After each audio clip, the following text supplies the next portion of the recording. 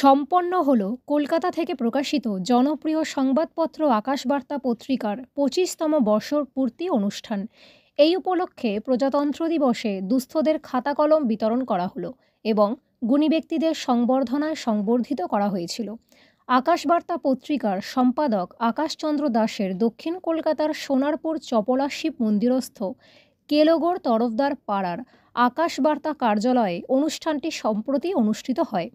পতাকা উত্তোলন ও মঙ্গল প্রদীপ প্রজ্বলন করেন আকাশ আটের অভিনেতা বিশ্বজিৎ দত্ত, অ্যাডভোকেট সৌমিক চক্রবর্তী, আরবান টাইমসের সম্পাদক হাস্যকৌতুক অভিনেতা বিপ্লব ঘোষ, সৌমিত্র দেব সরকার, পণ্ডিত স্বপন সেন, দ্বারকনাথ দাস, সাংবাদিক সুলতা বিশ্বাস রায়, জাতীয় পুরস্কারপ্রাপ্ত সমাজকর্মী অভিনেতা তপন হালদার, কবি গীতশ্রী সাহা, বাচিক শিল্পী